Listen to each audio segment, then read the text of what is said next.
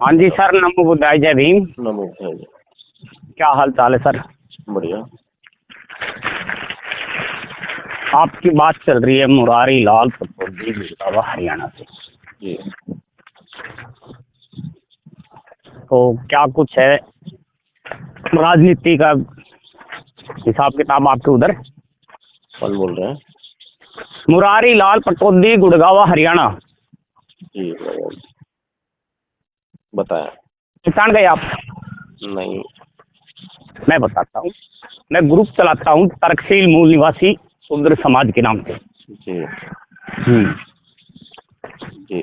और बहुजन समाज पार्टी से जुड़ा हुआ बंदा।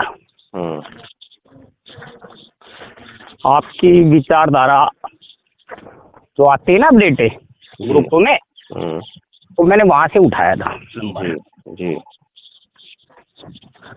तो फिर मैंने सोचा क्यों नहीं बंदे से बात करी जाए, है ना? जी। तो वही पता कर रहा था कैसा क्या चल रहा है झिलमिला उधर। हाँ तो जो है आपको पता ही है, दिल्ली में तो लोकसभा कुछ भी नहीं है। लेकिन प्रयास चल रहा है यहाँ पर कि चलो वोट तो बचाएं पहले। हाँ हाँ। वोट बचाएं और वोट बढ़ाएं, यही चल रहा है यहाँ पर।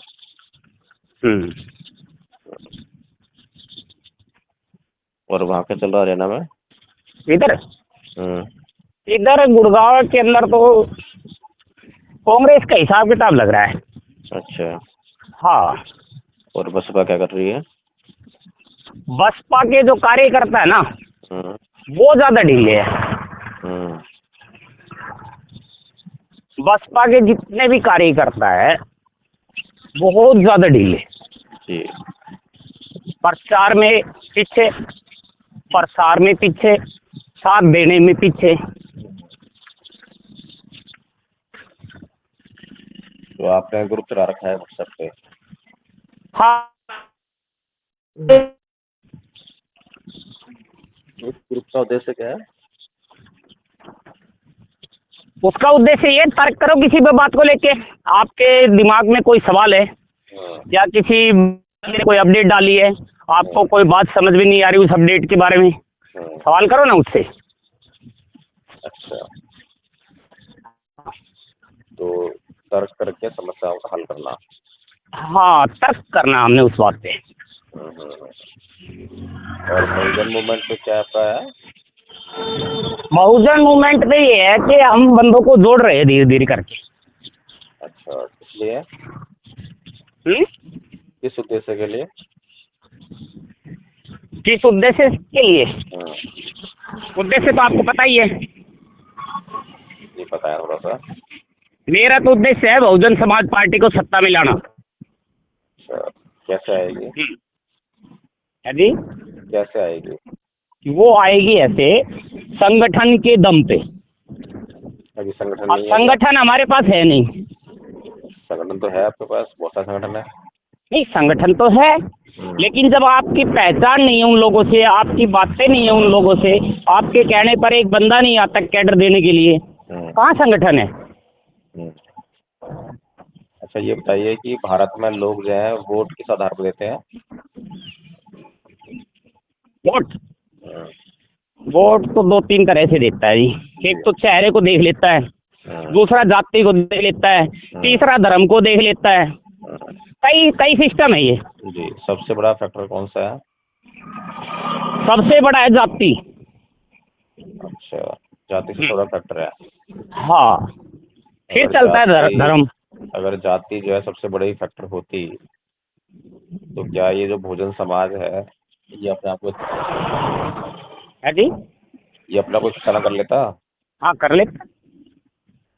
तो धर्म सबसे बड़ा फैक्टर नहीं है भारत में। धर्म को देख के लोग वोट देते हैं, क्योंकि जो सत्ता में है वो तो आपके धर्म के आधार पर राजनीति करते हैं। वो तो घर धर्म पे ही कर रहे हैं, बिल्कुल सच बात है।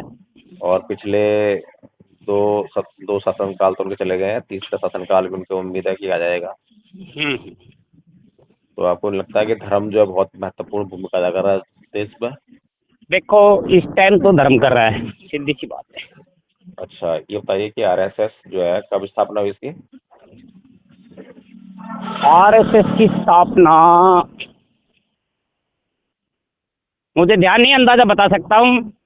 84 के हेरफेर के बाद भी है, ये पहले है, 10 के आसपास भी है। 1925 में हुई थी आरएसएस की स्थापना। अच्छा, तो उभरा होगा फिर ये उस टाइम। 1925 से लेकर आज तक उसने सिर्फ एक ही काम करा है, वो है भारत में हिंदुत्व को मजबूत करना। हाँ हाँ। अब क्या वो लोग पागल हैं जो मतलब धर्म की राजनीति कर रहे हैं? नहीं, पागल कहाँ है। अगर उन्हें पता है कि इस देश के लोग जो हैं खाना खाना भूल सकते हैं, इनको खाना खाना ज्यादा आता है, लेकिन धर्म की ज्यादा मानते हैं, जो है अंधविश्वास पाखंड में जो है। तो बाबा साहब भी यही कहते हैं, बाबा साहब और मानव साहब कांचीराम भी कहते हैं ना कि हमारी जो राजनीति करनी है हमें, तो उसका आधार जो है गैर राजनीति होनी चाहिए। और गैर राजनीति होती हैं धार्मिक और सामाजिक आंदोलन में। हाँ हाँ सामाजिक आंदोलन करके तो एक बार सत्ता हासिल हो गई, हाँ। उसके बाद आप फेल हो गए। लेकिन आपका धार्मिक आंदोलन नहीं हुआ, इसीलिए आप सत्ता से बाहर हैं अभी। हाँ। कि जो आपका SC ST और OBC जो वर्ग है, जो कभी बौद्ध हुआ करता था, आज क्योंकि ये हिंदू है इसलिए आपकी सुनता नहीं है।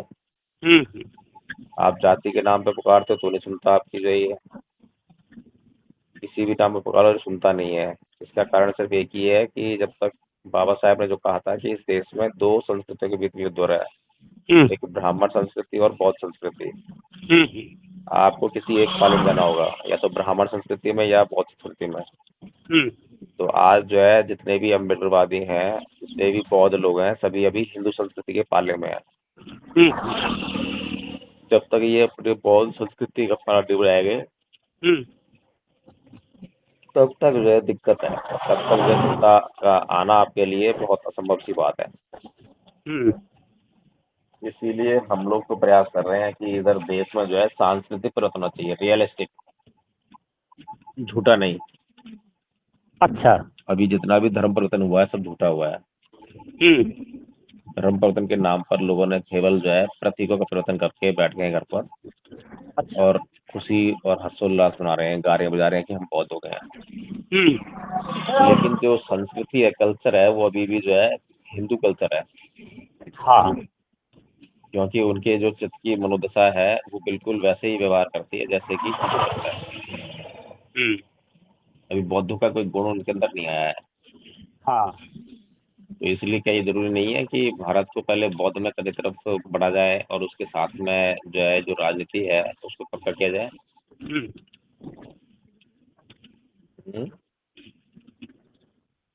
अगर भारत में बौद्ध धर्म फैलेगा तो तर्क नहीं फैलेगा क्या? फैलेगा। वो तो फिर तर्क पे ही आधारित है, धर्म ही तर्क पे आधारित है बौद्ध में तो। जो हमारे संत महापुरुष हैं, जो भगवान बुद्ध जो है, उन्होंने तर्क के आधार पर, विज्ञान के आधार पर जो है अंधविश्वास और पाखंड को खत्म करने का काम किया। और जब आपका अंधविश्वास और पाखंड इस देश से खत्म हो जाएगा तो लोग आपकी बात को सुनने लगेंगे। अभी आपकी बात इसलिए नहीं सुनते हैं क्योंकि वो अंधविश्वास और पाखंड में लिप्त है। तो इसीलिए उस अंधविश्वास और अंधश्रद्धा को तोड़ने के लिए उनको विश्वास और श्रद्धा वाली बातें बतानी पड़ेंगी। तो लोग जो अभी बौद्ध धर्म क्या है ये नहीं जानते, इसलिए बौद्ध धर्म प्रचार नहीं हो रहा है। तो इसीलिए धम्मपद संघ जो है बौद्ध धर्म का प्रचार करना चाहता है और उसके लिए उसने स्कूल खोल रखा है। आपको पता होगा, वीडियो अगर देखे हो आपने तो, विश्व शांति निवारण स्कूल खोला है। उसके माध्यम से लोगों को ट्रेनिंग दे रहा है बौद्ध धर्म की। बौद्धों को मिनिमम कोर्स कर रहा है। एक जितना मिनिमम कोर्स की आना चाहिए एक बौद्ध को, जो उतना कोर्स जो है कम से कम करवा रहा है। तो आप भी आइए, जुड़िए और साथ में मिलकर जो है करते हैं आंदोलन। जी। अच्छा, एक और मैं आपको बताता हूँ बातें, कुछ छोटी सी बात बताऊंगा। अब हो क्या रहा है, जैसे सत्ता प्राप्ति की बात है या हम बौद्ध में की बात कर रहे हैं, इसमें सबसे बड़ी समस्या बताऊं कहाँ आ रही है? मुरारी लाल को बोल दिया भाई आप गुड़गांव विधानसभा को संभाल लो, है ना, कि गुड़गांव विधानसभा बौद्ध में बनाओ पहले, या पार्टी का प्रचार कर लो, आपको ये इलाका देखना है। अब कितने कार्यकर्ता आपने देखने, कहाँ से पकड़ने, क्या करना है और किस तरह से मीटिंग करनी, कैडर देना है, वो आपका काम है ना। अब वो बंदा वहीं तक सीमित हो गया। अब वो क्या करता है, बावड़ में नहीं जाता, रेवाड़ी में भी नहीं जा रहा, वो एमपी में भी नहीं जा रहा, जब तक वो अपने वाले कैडर को वहाँ नहीं लेके जाएगा। एमपी में ले गया वो अपने कैडर को, अपने जितने बंदे को वहाँ देख के आ रहा कैडर, तो वहाँ के लोग उनकी बातों को सुनेंगे। मुरारी लाल जी, ऐसा है, धनपत संघ जो ये मानता है कि कैडर के लिए पात्र लोग की आवश्यकता है। हाँ, और वो भी दूर बाहर के बंदे। नहीं, पात्र लोग आपको जहाँ भी मिले, आपको पटौदी मिलते तो पटौदी में काम करो, बाहर मिलते हैं बाहर काम करो, जहाँ भी आपको पात्र लोग मिले आपको उनको हाँ समझाना है। आप जो है हाँ। अपात्र लोगों से अगर सर मारते रहेंगे तो कोई फायदा नहीं है, ठीक है ना। तो धनपत संघ जो है इस बात पे बिल्कुल नहीं चलता कि आप पटौदी में हो तो पटौदी में काम करो। वो साफ साफ कहता है कि जो भी पात्र लोग मिले, जो आपको सुनना चाहते हैं, जो आपको जुड़ना चाहते हैं, आप उनसे बात करो। हाँ, लेकिन मेरा अपना विचार ये है कि मैं पहले अपने घर से स्टार्ट करूँ, और घर से स्टार्ट का मतलब दिया तले आपने कभी रोशनी देखी है? नहीं। दिया तले में से अंधेरा होता है ना, बिल्कुल। तो आप उससे फिलोसफी बदल जाते हैं। अगर भगवान को दिए कहते हैं कि पहले मैं अपने घर को सुधार लूं और तब हाँ बाहर सुधारूंगा, तो धर्म फैल गया था। बिल्कुल बिल्कुल। हाँ, इसीलिए आप जो है उस पर ना चलें, और जो भी लोग आपको सुनना चाहते हैं, आपकी बात सुनना चाहते हैं, आप उन पे बात करें, उनसे बात करें। अच्छा अच्छा, कहने का मतलब ये है कि वो कदम हमने खुद बढ़ाना पड़ेगा आगे के लिए। हाँ, आपके विचार काफी अच्छे हैं। धनपत संघ की मीटिंग से जुड़ो आप जो है, और देखो कि क्या प्लानिंग है, किस तरह हम चाह रहे हैं।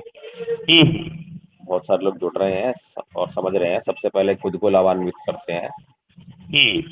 सबसे पहले खुद का लाभ होता है, फिर उसके बाद जब लाभ होता है, जैसे कि हम दवाई खाते हैं ना कोई अच्छी सी, हाँ। और हमें फायदा कर जाती है, तो फिर दूसरा पूछता नहीं है हमसे, फिर हम जबरदस्ती बताते हैं कि ये दवाई खा लें भाई, तो तकलीफ दूर हो जाएगी। तो धर्म में जो है बहुत महान गुण है, लेकिन उसको हमने यूज ही नहीं किया। हाँ। अभी तक जिन लोगों को हमने धर्म समझाया, उनको धर्म का फायदा हुआ, तो वो आगे खुद ही काम कर रहे हैं। अब तक धनपत संघ के 30 अतारे बन चुके हैं। अच्छा अच्छा। और 120 से ऊपर स्टूडेंट हैं धनपत संघ के स्कूल में, जो कि अध्ययन कर रहे हैं। तो इसीलिए ये मूवमेंट जो है धीरे धीरे, पिछले 6 महीने का मूवमेंट है, खाली अभी है। अच्छा। हाँ, तो आप स्पीड देख लीजिए कि कितना इफेक्टिव है और कितना लोगों को समझ में आ रहा है। अच्छा, एक बात और बता रहा हूँ मैं आपको। हाँ। जैसे मैं अभी आपसे बात कर रहा हूँ ना, अब मैं ग्रुप के अंदर तो देखता तो हूँ, ग्रुप को हर एक अपडेट को देखता हूँ, थोड़ा स्लो देखता हूँ, बस अपडेट डालता कम हूँ।